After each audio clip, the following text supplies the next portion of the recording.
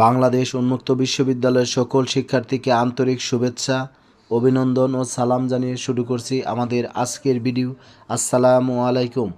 আজকের ভিডিওতে থাকবে এসএসসি পরীক্ষা 2026-এর সময়সূচি, অর্থাৎ যারা 2026 সালে বাংলাদেশ উন্মুক্ত বিশ্ববিদ্যালয়ে এসএসসি প্রথম ও দ্বিতীয় বর্ষে পরীক্ষায় অংশগ্রহণ করবেন, আপনাদের সময়সূচি এখানে প্রকাশ করা হয়েছে। আপনাদের পরীক্ষা অনুষ্ঠিত হবে 24 এপ্রিল 2026 থেকে। পরীক্ষার সময় আপনারা দেখতে পাচ্ছেন সকাল 9টা থেকে 12টা, আবার হলো বিকাল 2টা থেকে 5টা পর্যন্ত। 24 তারিখে বাংলা এবং বাংলা দ্বিতীয় পত্র পরীক্ষা অনুষ্ঠিত হবে। 25 তারিখে ভূগোল ও পরিবেশ পরীক্ষা অনুষ্ঠিত হবে। ভূগোল পরীক্ষার এখানে আপনারা দেখতে পাচ্ছেন দুইটা সাবজেক্ট কোড 1660 এবং 2660। তার মানে আমাদের লিখতে হবে 1660। তথ্য যোগাযোগ প্রযুক্তি 2 তারিখে অনুষ্ঠিত হবে শনিবার দিন। এখানে দুইটা সাবজেক্ট কোড দেখতে পাচ্ছেন আপনারা, যে 1370 আবার 2370। আপনারা লিখবেন 1370 লিখবেন। অন্যান্য রুটিনের যে বিষয়গুলো এগুলো আপনারা দেখতে পাচ্ছেন, কার কবে পরীক্ষা অনুষ্ঠিত হবে। এখন আমি আপনাদেরকে নিচের কিছু বিষয় আমি আপনাদেরকে বলে দিব।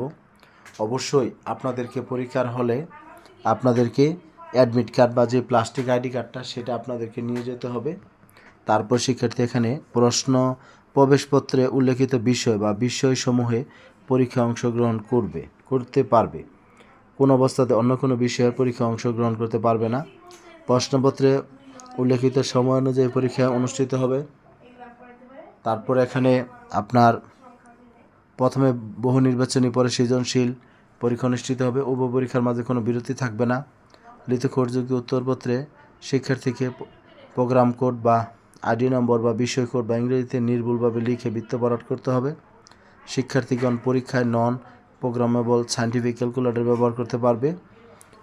শিক্ষার্থীকে সৃজনশীল বা রচনামূলক বহু নির্বাচনী ব্যবহারিক অংশে পৃথকভাবে পাশ করতে হবে। কেন্দ্র সচিব ব্যতীত কোনো ব্যক্তি বা পরীক্ষার কেন্দ্রে মোবাইল ফোন আনতে বা ব্যবহার করতে পারবে না। সেই জন্য আপনারা মোবাইল ফোন সাথে নিয়ে আসবেন না, মোবাইল ফোন বাসায় রেখে আসবেন। তারপর যদি প্রয়োজন হয় তাহলে সাথে লোক নিয়ে আসবেন যাতে মোবাইল ফোনটা রাখতে পারেন। তৃতীয় পরীক্ষা শেষ হওয়ার 7 দিনের মধ্যে ব্যবহারিক পরীক্ষা অনুষ্ঠিত হবে। ব্যবহারিক পরীক্ষা স্ব কেন্দ্রে অনুষ্ঠিত হবে। 20 ব্যাচের শিক্ষার্থীরা আপনার সর্বশেষ সুযোগ পাবেন। তাছাড়াও 21 ব্যাচ যাদের আইডি কার্ডের শুরুতে 21 লেখা, 22 লেখা, 23, 24, 25 পর্যন্ত পরীক্ষা অংশগ্রহণ করতে পারবেন। উন্মুক্ত পরীক্ষা অংশগ্রহণের 5 বছরের একটা মেয়াদ সময় দেয়। এই সময়ের মধ্যে আপনাকে পাশ করতে হবে।